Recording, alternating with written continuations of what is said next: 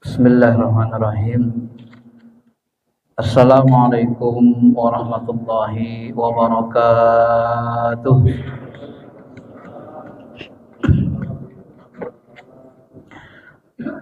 Alhamdulillahi hamdan na'imin. Alhamdulillahi ala sa'ili nikmatillahi rabbil alamin. Asyhadu an la ilaha illallah rabbuna rabbul arsyil azim.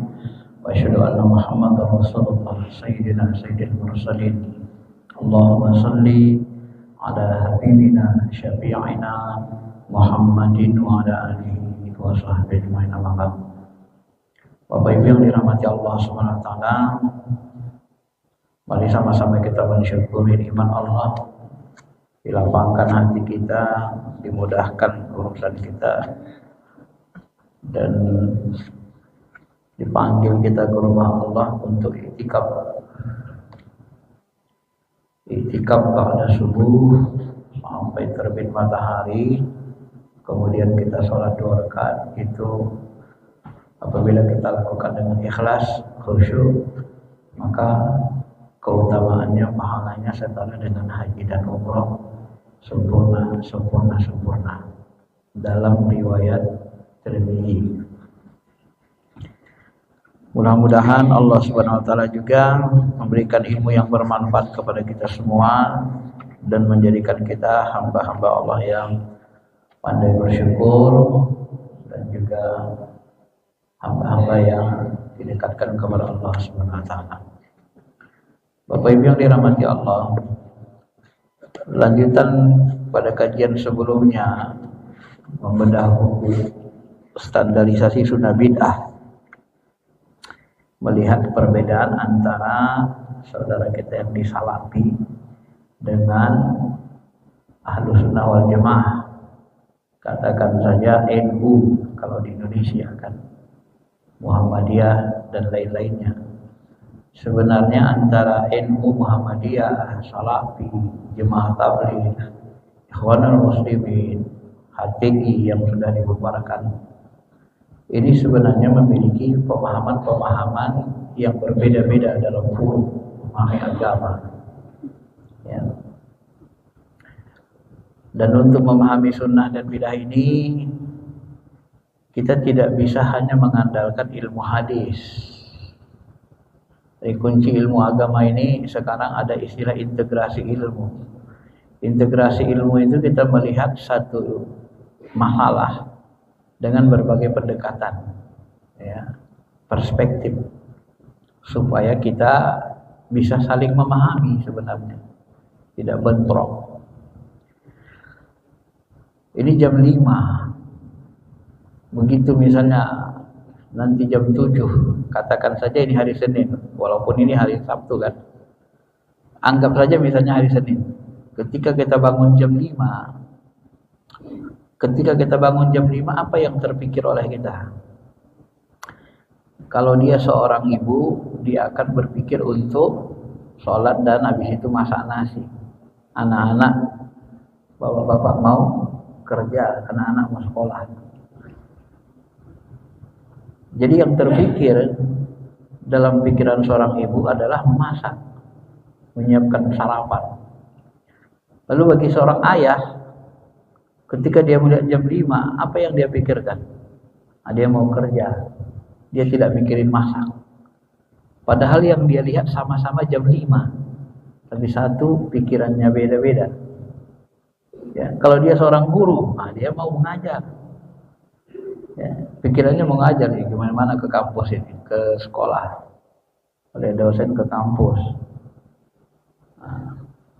Kalau dia seorang takmir masjid, lain lagi pikirannya kan, maka dia akan berpikir bagaimana bisa masjid ini dibersihkan, pagi-pagi harus bersih habis subuh. Begitulah kita memandang segala sesuatu dari perspektif keilmuan kita. Maka sunnah bidah ini kalau dipahami pakai ilmu hadis saja, ilmu ya, maka dia akan pincang. Bisa-bisa kita bentrok, ya.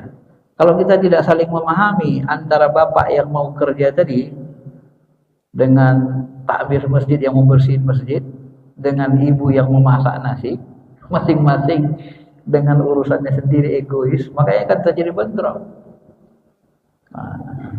Gitu ya. Di sinilah, ini perumpamaan saja. Maka sunnah ini kalau dipahami secara ilmu hadis, dia kan semua yang dikatakan Nabi, diperbuat Nabi, ditakrir Nabi. Jadi apa yang muncul dari Nabi, baik bentuk perkataan. Nabi ngomong, ya misalnya sholat sunnah sebelum fajar lebih utama dari dunia seisinya. Itu kan Nabi ngomong, berarti sholat sunnah sebelum fajar sunnah Nabi. Nah, kemudian kalau Nabi sholat, ya, kata Nabi, "Shollu kama ra'aitumuni usolli." Kalau kalian sholat, contoh aku, begini caranya. Ya. Sholatlah kalian sebagaimana aku sholat. Nah, begini caranya, contohkan Nabi. Cara Nabi sholat itu namanya perbuatan, itu sunnah. Ya. Kemudian Nabi melihat sahabat makan biawak, makan sejenis biawak ya, namanya dog. Sebagian ulama membedakan biawak di Arab dengan di Indonesia. Kalau di Arab dia tidak karnivora, herbivora, makan rumput. Ya, sifatnya makan rerumputan. Kalau di Indonesia biawak itu makannya ayam, karnivora. Tapi mirip bentuknya. Maka ketika Nabi melihat sahabat makan binatang sejenis biawak begitu, Nabi diam. Ya. Ketika Nabi diam, itu namanya sunnah. Sunnah itu takrir dalam bentuk ketetapan boleh, mubah. Dari sinilah nanti dalam ulama fikih sunnah itu melahirkan hukum. Hukum apa? Ada yang wajib, ada yang anjuran mustahab. Ada yang sunnah Nabi itu, ya Nabi melihat sahabat makan biawak, Nabi diam. Apakah makan biawak itu wajib? Karena dilakukan, dicontohkan sahabat, Nabi diam. Apakah makan biawak itu menjadi sesuatu yang dianjurkan? Oh, sahabat ini dilihat Nabi makan biawak, sejenis biawak. Kalau gitu ku siapinlah biawak di rumah setiap hari. Kan begitu kan? Katanya mau mencontoh sahabat. Tidak begitu memahami sunnah itu. Karena ternyata sunnah itu ada yang hukumnya mubah. Boleh dicontoh, boleh ditinggal, tidak masalah. Dari situlah nanti. Ya. Maka ulama usul fikih menganggap sunnah itu misalnya perkataan perbuatan Nabi takrir kalau mengandung hukum perintah larangan saja. Kalau nggak mengandung hukum dalam arti tak diperintahkan, tak dilarang, mubahnya dia, itu tidak sunnah. Dia dianggap sunnah. Misalnya Nabi kalau makan jilat-jilat jari. Nabi kalau bersisir sibanya ke kanan, kadang ke kiri gitu kan, ngerubah-rubah. Nabi kalau berjalan keluar pakai jubah misalnya. Apakah ini sunnah? Maka jilat-jilat jari, sisir harus sibak ke kanan atau ke kiri? Sunnahkah itu? Dalam pandang usul fikih enggak. Kenapa? Terbit dari sisi kemanusiaan. Boleh ditinggal, tidak ada masalah. Dari contoh tidak ada masalah. Makanya nanti kalau misalnya, mohon maaf nih, kalau bapak makan di KFC atau di restoran, pergi ke Amerika, ke Australia, tiba-tiba bapak makannya jilat-jilat jari. Orang barat heran kan, ini orang Islam jenggotnya panjang, galak banget makannya. Kenapa? Sama jari-jarinya ditelan ini katanya. Nah, bagi orang yang tak terbiasa bingung dia. Maka Muhammad Al-Ghazali mengatakan, salah seorang ahli Mesir, ahli hadis, dia disebut itu sebenarnya budaya Arab. Karena dia bagian dari budaya, sebenarnya ya, tidak mesti dicontoh. Tapi perbuatan Nabi itu kan sunnah menurut ilmu hadis. Benar. Tapi dia tidak diperintah kita untuk mencontohnya gitu. Kalau gitu ya tinggalkan aja, nggak masalah kan, daripada buat fitnah. Maka sunnah itu sebenarnya nanti ada yang berasal dari budaya, kebiasaan bangsa Arab. Maka kalau dia budaya itu berasal dari budaya, ya ada yang nanti budaya Arab ini dijadikan Nabi kewajiban, ada yang dianjurkan. Kok jadi wajib? Bangsa Arab itu kalau nikah itu macam-macam Pak Bu. Ada yang nikah permanen seperti sekarang. Ada yang nikahnya yang kayak model pelacuran gitu. Ya. Jadi Sayyid Sabiq dalam fikih sunnahnya jelaskan itu bab nikah itu. Nikah orang Arab itu sebelum Islam itu ada 4 macam. Nah, yang disahkan Islam adalah nikah permanen. Nikah sebelum itu, budaya nikah yang sebelum itu dihapus. Jadi yang disahkan ini menjadi model wajib. Yang dihapus jadi haram. Model pelacuran gitu. Zaman pra-Islam, sebelum Islam, kalau ayahnya meninggal, ibunya itu dinikahi anaknya yang paling tua laki-laki. Jadi ibu itu diwarisi oleh anak laki-laki yang paling tua. Nah, itu dihapus Islam. Diharamkan. Jadi budaya Arab itu ada yang dijadikan wajib nanti diambil Nabi, ada yang sunnah. Sunnah salah satunya silaturahmi. Orang Arab itu paling, ya namanya orang Arab, budayanya asobiahnya, kesukuannya silaturahmi sangat kuat kan, kekeluargaannya, menyambut tamu, memuliakan tamu. Nah, itu dia jadikan Nabi sunnah. Makanya tamu yang menginap 3 hari disunnahkan ya seperti raja gitu. Di atas 3 hari dianggap tidak tamu lagi. Nah, ini luasnya nanti untuk memahami sunnah bid'ah itu kan. Begitulah ulama usul fikih. Nah, kalau ulama fikih, sunnah itu dijadikan bagian dari hukum. Sunnah itu apa? Dikerjakan berpahala, ditinggalkan tidak dosa.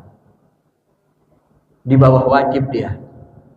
Kalau wajib dikerjakan berpahala, ditinggalkan dosa. Sunnah dikerjakan berpahala, ditinggalkan tidak dosa. Makruh ditinggalkan berpahala, dikerjakan tidak berdosa. Haram dikerjakan berpahala, dikerjakan berdosa ya. Haram dikerjakan berdosa. Kalau ditinggalkan berpahala. Mubah boleh milih, khiyar. Boleh ditinggalkan, boleh dikerjain. Seperti makan biawak tadi. Jadi dirinci ulama fikih itu sunnah itu. Nah, sunnah dalam fikih itu kalau dikerjakan berpahala, ditinggalkan tidak dosa. Nah, kata sunnah dalam fikih sama dengan anjuran, mustahab, fadilah, sama dengan nafilah, amalan nawafil katanya kan. Amalan nawafil itu seperti tahajud, nafilah talak, amalan tambahan. Nah, disinilah nanti kalau bapak ibu tidak memahami fikih atau seorang ustadz dia tidak memahami fikih, hukum-hukum fikih dengan baik, nanti sunnah bidah ini dia benturkan jadinya. Ya. Kalau dia tidak mahir di situ, terjadi benturan ilmu. Benturannya di mana Ustaz? Contoh, kullu bid'atin dolalah wa kullu dolalatin finnar. Seluruh bid'ah sesat masuk neraka. Benar? Benar kata Nabi begitu? Benar. Lalu Ibnu Taimiyah mengatakan, siapa yang mengatakan ada bid'ah yang hasanah, yang tidak sesat, maka dia telah menyalahi kata-kata Nabi. Kan gitu. Maka seluruh bid'ah sesat masuk neraka. Lalu apa definisi bid'ah itu yang sesat masuk neraka itu? Nah, kalau sesuatu yang haram, yang sesat itu hukumnya dalam fikih haram, maka yang haram itu adalah sesuatu yang bertentangan dengan Al-Quran, Sunnah, Ijma. Inilah definisi Imam Syafi'i. Jadi bid'ah yang bertentangan dengan Al-Quran, Sunnah, Ijma, itulah yang disebut dengan bid'ah sesat. Itulah yang diharamkan. Itulah yang dilarang Nabi. Kalau tidak bertentangan, bid'ahnya Kalau dia baik, bid'ah itu maka tidak haram. Kalau tidak haram, namanya baik, tidak haram, berarti tidak dosa. Nah, Ibnu Taimiyah cenderung secara tekstual berbeda dengan Imam Syafi'i. Dia bilang siapa yang mengatakan ada bid'ah itu yang halal, yang tidak haram, maka dia bertentangan dengan kata-kata Nabi. Begitu kan? Lalu pendapat Ibnu Taimiyah inilah diambil orang Salafi. Maka di dalam Salafi nanti terjadi pemahaman yang, kalau bahasa saya, distorsi namanya. Distorsi itu gimana? Terjadi ambigius, pemahaman yang tabrakan. Seluruh bid'ah sesat, seluruh sesat masuk neraka. Apa yang dimaksud dengan bid'ah? Segala sesuatu yang mukhalafatis sunnah. Mereka menerjemahkan mukhalafatis sunnah itu adalah sesuatu yang menyelisihi sunnah.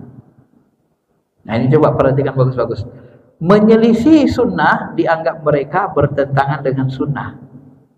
Khalafa artinya secara bahasa bisa membelakangi, bisa berbeda. Padahal kalau kita nalar bagus-bagus Pak, berbeda, bertentangan, berlawanan, ya, berbeda dengan berlawanan atau bertentangan, sama nggak?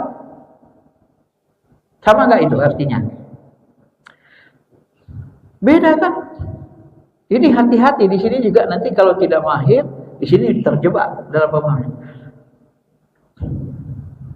Jadi mendefinisikan bid'ah ini pun nanti akhirnya beda kan? Sesuatu yang mukhalafatus sunnah. Mukhalafatus sunnah itu dimaksudkan Imam Syafi'i bertentangan dengan sunnah. Itulah bid'ah. Tapi sebahagian saudara kita Salafi, mukhalafah itu dianggap menyelisih bahkan nanti berbeda dengan sunnah pun dianggap bid'ah. Tidak ada petunjuk Nabi. Maka nanti segala sesuatu yang tak dicontohkan Nabi dalam bahasa mereka itu bid'ah. Nah, kalau yang tak dicontohkan Nabi itu baik, ini aswaja ulama Syafi'iyah. Baik, itu bid'ah hasanah. Bagi mereka enggak, yang tak dicontohkan Nabi itu semuanya sesat. Terutama dalam ibadah mahdoh dan akidah.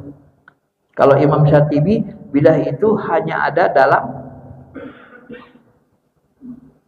beliau mengatakan hanya ada dalam bidang ibadah mahdoh. Ibnu Taimiyah hanya ada dalam bidang akidah dan ibadah mahdoh, dua. Kalau dalam muamalat enggak. Nah, mereka buat konsep yang seperti itu. Ya. Ini awal dari permulaan perselisihan ini. Ini akar, salah satu awal dasarnya. Kenapa berbeda itu memahaminya. Bapak Ibu yang dirahmati Allah Subhanahu wa taala. Nah, makanya nanti ketika kita misalnya sholat subuh tadi ya, habis sholat subuh nanti kita zikir jahar. Nah, sebahagian kalau di NU atau aswaja itu kan ada yang zikirnya la ilaha illallah la syarikalah, dijaharkan dia. Lahul mulkul hamdu yuhyi wa yumiitu wa ala kulli syai'in qadir. Allahumma antas salam wa minkas salam wa alayka ya salam fa hayya rabbana bisalam. Nah, itu kebanyakan Salafi zikir jahar itu dianggap bid'ah. Karena ini ibadah mahdoh. Kenapa? Anggapan mereka tidak dicontohkan Nabi. Padahal hadis sahih Ibnu Abbas mengatakan kadang-kadang Nabi menjaharkan zikirnya, kadang mensirkannya. Zikir jahar di zaman kami sudah ada, kata Ibnu Abbas, hadis sahih. Nah, cuman mereka nggak tahu, nggak pakai hadis ini. Maka anggapan mereka nanti tidak dicontohkan Nabi. Kalau tidak dicontohkan Nabi, bid'ah. Nah, karena mereka mengatakan tidak ada bid'ah yang hasanah, yang baik, maka mereka pun cenderung mengharamkannya. Jadi haram dia. Jadi kalau bahasa saya lebih saklek. Kenapa? Karena mereka menganggap semua bid'ah itu sesat, haram. Nah, ambigunya, tabrakannya nanti dirinci lagi. Ternyata Ibnu Taimiyah mengatakan bid'ah itu ada yang makruh. Nah, di sini mereka menyalahi pemahaman mereka sendiri. Makruh itu dalam fikih dikerjakan tidak berdosa, ditinggalkan berpahala. Nah, kalau makruh itu tidak menyesatkan, tidak haram. Tadi mereka sebut semua bid'ah itu sesat, haram. Loh, kenapa sekarang berubah pikiran? Bid'ah itu ada yang makruh. Tadi kan janjinya haram semua kan? Ini mulai mereka oleng dengan konsep sendiri. Di sinilah sulitnya kita mengikuti Ibnu Taimiyah dalam hal ini dan Salafi. Susah, kita tidak bisa mengikutinya di situ. Karena pemahaman mereka itu sendiri masih bentrok. Kalau kita pahami secara rinci, susah kita ngikutinya. Tadi di awal dia bilang seluruh bid'ah sesat. Kalau sesat kan haram. Ada nggak yang sesat yang tidak haram? Ada nggak yang sesat yang tidak haram? Nggak ada. Kalau sudah sesat ya haram. Tapi kenapa muncul perkataan ini bid'ah makruh? Nah coba, kata Ibnu Taimiyah, karena menyelisih sunnah. Maka dalam ibadah nanti kan banyak ulama yang memakruhkan. Contoh, kita masuk ke masjid, lalu kita baca Quran keras-keras. Bismillahirrahmanirrahim. Alif lam mim. Dzalikal kitabu la raiba fihi hudal lil muttaqin. Sana ada Rasulullah sunnah. Ada zikir. Ini kan makruh, Pak. Dikeraskan suara dalam masjid karena mengganggu orang ibadah. Ini bid'ah makruh. Loh, kok ada bid'ah makruh? Kan katanya haram semua. Berarti kan tidak benar pemahamannya. Yang paling tepat itu adalah pemahaman Imam Syafi'i. Dia bahkan lebih dekat kepada sahabat daripada Ibnu Taimiyah. Cuma Ibnu Taimiyah belakangan menyalahkan, cenderung dalam majmu' fatwanya. Dan itu diikuti oleh Salafi tadi. Apa pemahaman Imam Syafi'i? Yang dimaksud bid'ah yang sesat yang haram itu adalah mukhalafatul Al-Qur'an was sunnah wal ijma', yang bertentangan. Mukhalafah itu artinya bertentangan. Bertentangan dengan Quran, bertentangan dengan sunnah, hadis, bertentangan dengan ijma', berlawanan dia, Pak. Ya. Maka di sini nanti saya urai itu. Bertentangan dengan sunnah itu berbeda maknanya dengan berbeda dengan sunnah. Berbeda belum tentu bertentangan. Ya. Tidak semua yang berbeda itu bertentangan. Maka kalau bahasa Ustaz Adi Hidayat, kalau dianggap bidah itu seluruh yang tidak dicontohkan atau seluruh yang berbeda dari Nabi SAW, kalau itulah dipahami dan persis bid'ah, maka dari ujung kepala sampai ujung kaki ini kita beda sama Nabi. Beda gak ini, Pak? Warna biru, pecinya, modelnya, warnanya beda. Haram gak ini? Beda gak ini? Ada mikrofonnya lagi, kacamatanya lagi. Nabi pakai kacamata kan? Jadi ujung rambut sampai ujung kaki ini beda semua. Jubahnya ini ada birunya, ada putih-putihnya lagi. Begini jubah Nabi. Nggak ada. Jubahnya beda, tapi bentuknya, warnanya bisa beda. Jadi berbeda itu tidak menunjukkan dia haram. Nah di situ kemahiran ulama pikir begitu. Makanya dia rinci nanti. Sunnah itu ada yang wajib dilakukan, ada yang mustahab dianjurkan, ada yang bahkan sunnah itu ada yang makruh. Nah, kemarin saya jelasin, sunnah itu ada yang makruh. Nah orang yang tidak mahir dipikir, dia heran itu, Pak. Kok melaksanakan sunnah jadi makruh, dibenci sama Tuhan, tak disukai Allah dan Rasulnya? Iya, ada. Contohnya apa?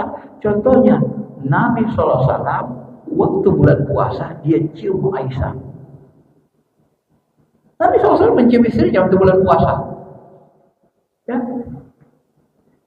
Lalu sahabat mengatakan, ya Rasul, boleh cium istri bulan puasa? Jangan. Itu aku beda sama kalian. Aku bisa nahan, kalian jangan. Aku tidak bisa nahan. Makanya ketika Umar bin Khattab mencium istrinya bulan puasa, dia langsung ketakutan. Dia datang ke rumah Nabi SAW. Ya Rasulullah, aku sudah berbuat kesalahan, aku sudah berbuat dosa. Kenapa itu, Mas? Aku tadi mencium istriku, ini kan bulan puasa. Bagaimana ini ya Rasulullah? Lalu Nabi menggunakan analogi kias. Bagaimana menurutmu kalau kumur-kumur? Batal gak puasa? Enggak ya Rasul. Mencium istri sama dengan kumur-kumur. Enggak membatalkan puasa. Makruh. Loh, Nabi kok nggak melakukan? Yang dilakukan Nabi kan sunnah, benar kan? Kan definisi sunnah tadi semua perbuatan Nabi. Berarti sunnah itu tidak semuanya harus ditiru. Kan gitu kan? Tidak semuanya perbuatan Nabi wajib ditiru. Ada yang malah kita tidak boleh menirunya.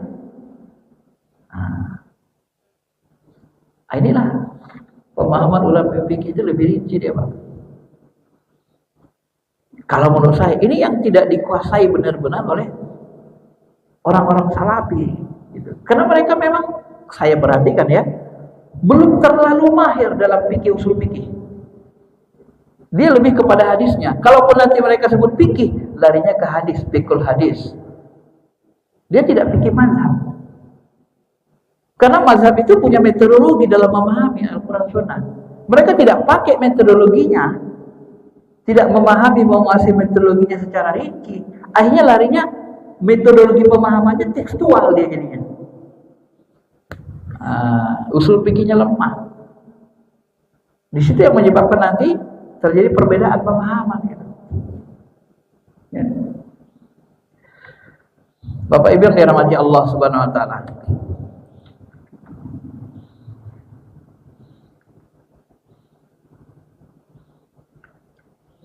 Kemudian saya tambahkan lagi, ini yang jarang-jarang disampaikan oleh ustaz atau orang ramai. Jarang, hampir tak pernah saya dengar ini ada ustaz menceramahkannya di YouTube. Coba perhatikan hadis tentang bid'ah ya. Ini hadis yang tentang bid'ah yang panjang sekali. Hadis dari Irbad bin Sariyah radhiyallahu. Wa'adhana Rasulullah, Rasulullah memberikan wa'adhana, memberikan nasihat kepada kami.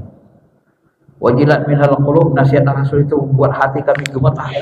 Wa dharabat minhal uyun, kami nangis dengar nasihat Rasul. Lalu Rasulullah bersabda, kami mengatakan, ya Rasulullah, nasihat ini kayaknya mau'izatul muwaddah, kayaknya nasihat terakhir. Muwaddah haji terakhir. Nasihat terakhir. Kayaknya Nabi ini kayak mau meninggal kasih nasihat ini, gitu, kira-kira gitu kan. Lalu Nabi memberikan wasiat. Usikum bitaqwallah. Aku wasiatkan kalian bertakwa kepada Allah. Wasam, mendengarlah kalian. Watta'ah, taatilah. Dengarkan pemimpin, taati pemimpin kalian. Wa in ta'ammara 'alaikum 'abdun, walaupun nanti yang memimpin kalian itu adalah abdun, hamba budak sahaya. Dalam hadis lagi, abdun habasir, walaupun yang memimpin kalian itu budak yang hitam. Kenapa begitu? Wa innahu may ya'ish minkum ba'di, kalau kalian panjang umur kalian nanti, kalian masih hidup sesudah aku wafat, fasayara ikhtilafan katsira, kalian akan banyak menemukan perbedaan-perbedaan. Di sini ikhtilaf disebut perbedaan. Ya. Bisa juga pertentangan, banyak perbedaan, banyak pertentangan. Maka kata Nabi, fa'alaikum bisunnati, maka hendaklah kalian memegang sunnah tuh, sunnah wa sunnatil khulafaur rasyidin, sunnah khulafaur rasyidin muhmadiyyin yang mendapat petunjuk. Adu 'alaiha bin nawajid, gigit sunnah itu dengan gigit gerahammu. Ya. Wa iyyakum muhdatsatil umur, jauhi kamu membuat urusan-urusan yang muhdas. Muhdas inilah yang disebut dengan bid'ah. Jauhi kamu membuat urusan-urusan baru umur. Fa inna kullu bid'atin dalalah, karena seluruh bid'ah itu sesat. Ini nasihat Nabi paling salah satu yang paling akhir buat sahabat nanya. Coba lihat ini Pak, Bu, dengan benar. Fa inna kullu bid'atin dalalah, seluruh bid'ah sesat.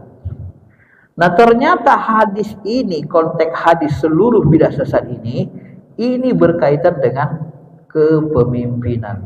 Ini kan hadis politik namanya. Dengar kalian pemimpin, taat walaupun yang memimpin kalian nanti seorang budak. Ya kan? Coba.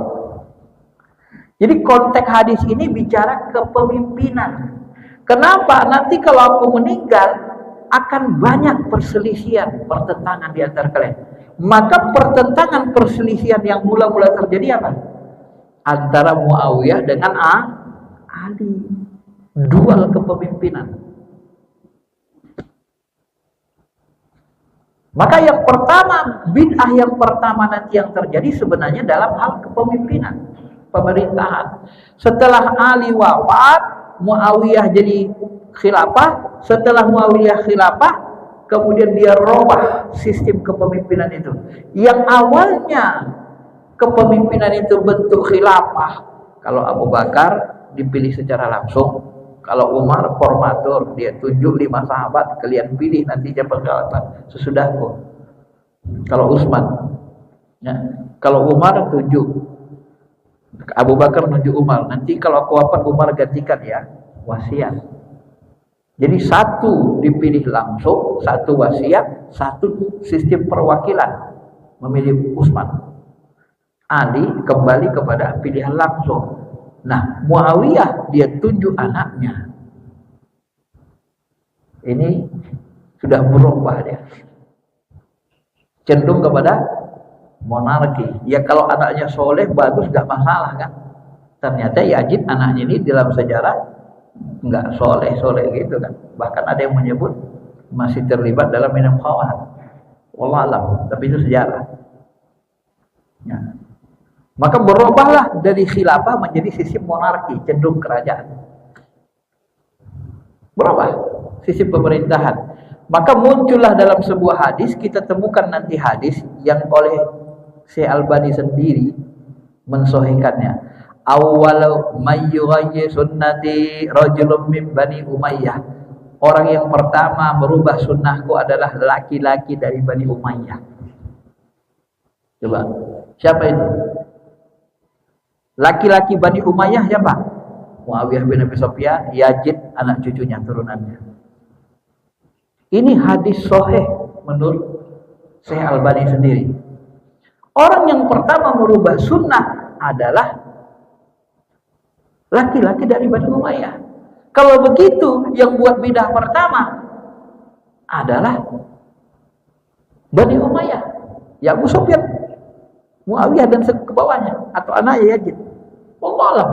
Tapi ini bahasa Nabi dan ini hadis sahih.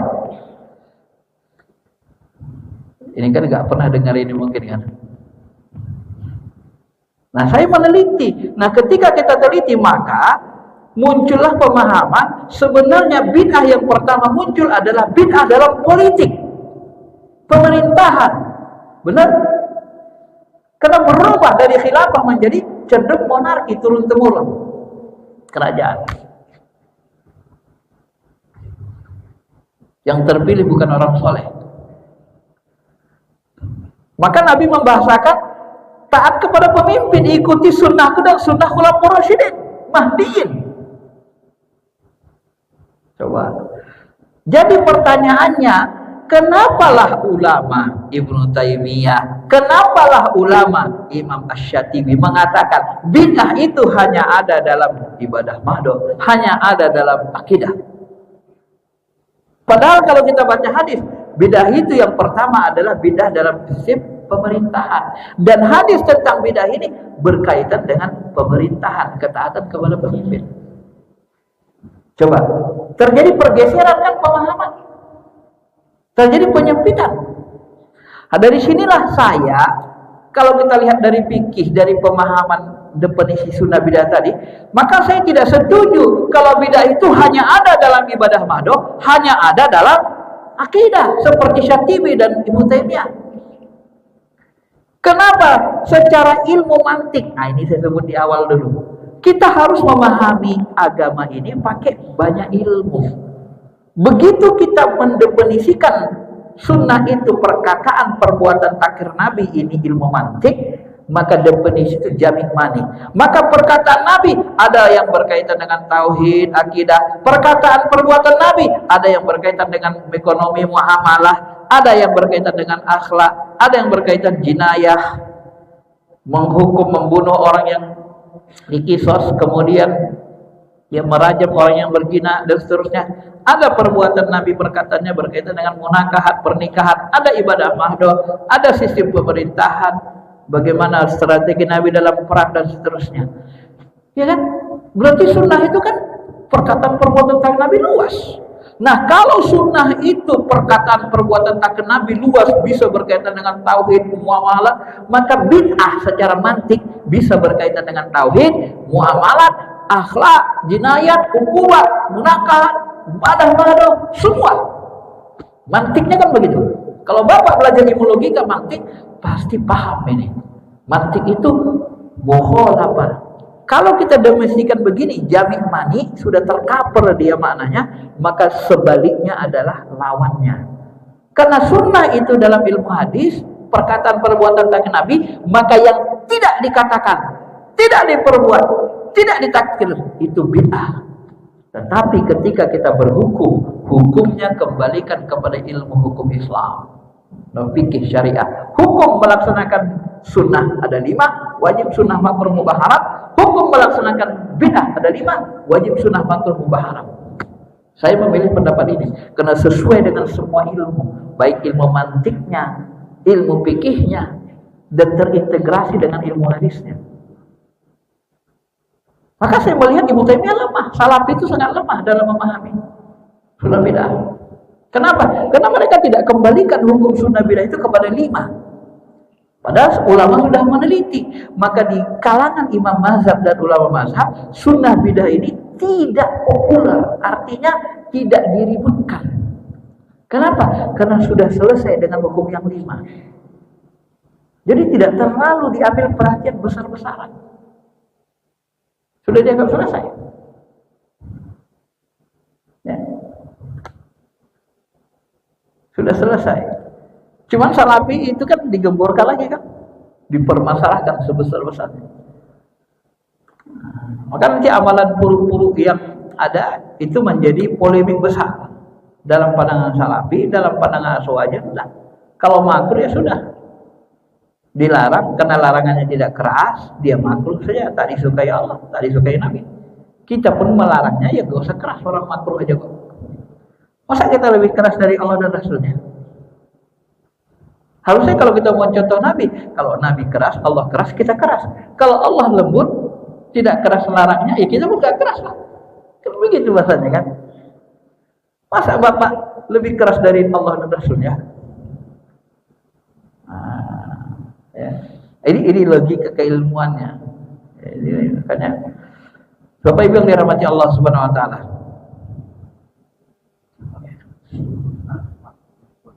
Momen lagi ya. Kenal. Maka nanti dirinci oleh ulama yang datang dari Nabi itu pun nanti ada yang wahyu dari Allah, itu bentuknya Al-Quran, ada ijtihad Nabi. Ijtihad, kalau ijtihad itu dari akal, ya, tidak dari wahyu, dari pemahaman Nabi. Ada yang budaya seperti Nabi, seperti disebut tadi, Nabi Jubah makan pakai jari, itu budaya Arab. Ada ijtihad Nabi itu gini. Yang paling apa namanya? Jeli melihat mana sunnah itu dari Allah, mana sunnah dari ijtihad akal Nabi, itu adalah salah satunya Salman Al-Farisi. Di musyawarah gini Pak. Lagi musyawarah perang Khandaq, Nabi mengatakan pendapatnya begini. Setelah Nabi menjelaskan pendapatnya, Salman Al-Farisi tunjuk tangan. Ya Rasulullah, apakah strategi perang yang engkau katakan itu wahyu dari Allah atau dari dirimu? Tidak, ini bukan wahyu, ini pendapatku saja, kata Rasul. Kalau begitu saya mohon maaf, saya berbeda pendapat saya dengan engkau ya Rasulullah. Apa pendapatmu? Salman bilang, pendapat saya Rasulullah, dalam perang Khandaq ini kita buat parit Khandaq, supaya pasukan musuh tidak bisa menembus. Wah, ini ide bagus, kata Rasul. Baik, kita buat Khandaq. Maka dan dia berbeda idenya dengan Nabi SAW. Coba, itu rincinya Pak, kalau kita mengetahui ilmu. Jadi tidak semua dari Nabi itu wahyu. Ada yang pemikiran. Disitulah nanti makanya Nabi membahasakan iza amartukum bi syai'in min dinikum. Kalau aku suruh kamu berdasarkan urusan agamamu, urusan agama ini berdasarkan wahyu, enggak boleh lain, enggak boleh. Maka lakukanlah. Kalau aku memerintahkan kalian birra'yi, berdasarkan pendapat akalku, fa inni ana basyarum mislukum. Aku adalah manusia biasa. Bisa tersalah kata Nabi. Makanya Nabi pernah salah. Salahnya di mana? Ketika Nabi menggunakan akal. Dia jalan, beliau lihat ada orang mencangkok kurma. Kata Nabi, kenapa dicangkok kurmanya? Kalau usah dicangkok pun nggak apa-apa, bagus hasilnya itu kata Nabi. Nah, beberapa bulan lagi Nabi lewat, rusak kurmanya. Loh, kenapa rusak kurmamu? Ya, dulu kan aku bilang gini ya Rasul, begini-begini, gak usah dicangkok gini-gini. Antum a'lamu bi umuri dunyakum. Kalau urusan dunia kalian lebih ahli kata Nabi. Kamu lebih ngerti urusan duniamu. Akhirnya muncul hadisnya. Kenapa? Karena Nabi bicara berdasarkan akal. Kenapa berdasarkan akal waktu itu bisa salah? Karena Nabi memberi pendapat tentang ilmu alam, cocok tanam. Nabi kan nggak mahir di cocok tanam. Nabi berpendapat. Ini rincinya ilmu ini. Jadi ini yang dikatakan nanti ulama fikih, ini yang dikatakan ulama usul, ini yang dikatakan ulama tasawuf. Ini saya gabung ilmunya supaya luas pemahaman kita. Itu pemahaman ulama-ulama besar semua. Ulama besar dalam fikih, ulama besar dalam usul fikih, ulama besar dalam ilmu tasawuf. Ada budaya kata ulama usul fikih, ada ijtihad dalam yang keluar dari Nabi kata ulama fikih. Ada ilmu kenabian yang keluar dari Nabi kata ulama tasawuf. Sayati zamanun, akan datang zamannya nanti begini-begini, akan datang Dajjal, akan datang Mahdi. Ada enggak Dajjal dan Imam Mahdi dalam Al-Quran? Tidak ada. Itu adanya dalam hadis sahih. Itu namanya ilmu kenabian, nubuwah, kata Imam Ghazali. Jadi yang datang dari Nabi bisa Al-Quran yang kita terima, bisa nubuwah seperti prediksi masa akan datang, itu nubuwah namanya. Apa yang terjadi akan datang. Bisa budaya Arab seperti makan jilat-jilat jari, bisa ijtihad tadi, pemahaman Nabi. Nah, inilah sebenarnya ilmunya. Sehingga nanti kita harus jeli dengan ilmunya banyak ini, ilmu agama yang banyak kita pahami ini, kita gunakan memahami sunnah, jeli kita. Tidak mudah kita menyesatkan orang, Pak. Tidak mudah. Kenapa? Karena kalau sudah sesat haram. Kalau sesat pasti bawa ke neraka. Jangan sampai kita mengharamkan yang sebenarnya belum sampai kepada taraf haram. Maka harus paham kita definisi haram. Definisi haram itu apa? Sesuatu yang dilarang Allah secara tegas, keras. Ciri-cirinya apa? Tegas. Ciri-cirinya apa? Ada hukumannya di dunia. Dari mana kita tahu meninggalkan sholat 5 waktu itu haram? Dari mana? Hah? Ya dari Quran. Bagaimana kita memahaminya? Kok sampai kepada pemahaman bahwa itu haram? Kok sampai kita kepada pemahaman bahwa sholat 5 waktu wajib? Kenapa sholat sunnah sebelum subuh banyak fadilahnya tidak wajib? Kenapa sholat tahajud tidak wajib? Itu kan ada kaidah usul fikihnya. Bukan sembarangan ulama memberikan hukum. Kalau sholat 5 waktu diwajibkan karena kalau kita tinggalkan ada ancaman nerakanya. Ada hukuman dunianya, ada hukuman akhiratnya. Hukuman dunianya, ajari anak kalian sholat. Kalau umur 10 tahun, kalau sudah balik, nggak mau sholat, pukul. Kalau pukul, berarti kan keras. Ada hukuman dunia. Hukuman akhiratnya apa? Masalah kakum pisakor. Apa yang menyebabkan kamu masuk neraka sakor? Qalu lam nakum minal musallin. Kami tak sholat. Tak sholat 5 waktu menyebabkan masuk neraka. Hukuman dunianya pukul, hukuman akhiratnya neraka. Nah, kalau sholat tahajud tak ada begitu hukumannya, Pak. Bahkan Tuhan mengatakan nafilatal lak. Ya, wa minal laili fatahajjat bihi, di keheningan malam tahajud kalian. Nafilatal lak. Nafilah itu artinya amalan tambahan. Kalau begitu, sholat tahajud itu hukumnya sunnah, dianjurkan. Kalau 5 waktu hukumnya wajib. Jadi sunnah Nabi ada yang wajib, ada yang dianjurkan atau sunnah. Kalau begitu, kebalikan sunnah bid'ah. Berarti bid'ah ada yang wajib, ada juga ya sunnah dianjurkan. Karena kebalikan sunnah bid'ah. Maka bid'ah itu begitu juga. Maka bid'ah dalam mazhab Syafi'i hukumnya ada 5, sunnah dalam mazhab Syafi'i hukumnya ada 5. Ini yang lebih mendekati, enak dipahami, Pak. Yang terakhir, inilah menyebabkan ulama hadis dulu pun, saya ulang ini, makanya ulama hadis dulu banyak yang mengaku sesat. Sebahagian mereka mengaku sesat sebelum bertemu ulama fikih. Kenapa? Ibnu Wahab ahli hadis, dia bilang kalau aku nggak ketemu Imam Malik, kalau aku nggak ketemu dengan ulama mazhab, niscaya aku akan sesat selama-lamanya. Kenapa? Karena aku pikir semua sunnah Nabi itu yang dikatakan diperbuat Nabi itu wajib dilakukan. Ternyata tidak semuanya wajib. Mewajibkan semuanya yang dilakukan dikatakan Nabi adalah kesesatan dalam memahami ajaran Islam. Kenapa? Karena nanti kita akan memaksakan. Nabi setelah sholat sunnah, Nabi SAW tiap hari tahajud. Lu kalau nggak tahajud masuk neraka. Karena Nabi tiap hari tahajud. Nabi tiap hari sholat witir. Lu kalau nggak witir sesat, masuk neraka. Nah, kan habis lah. Nabi seringkali puasa Senin Kemis. Tidak pernah tinggalkan, hampir tak pernah tinggalkan.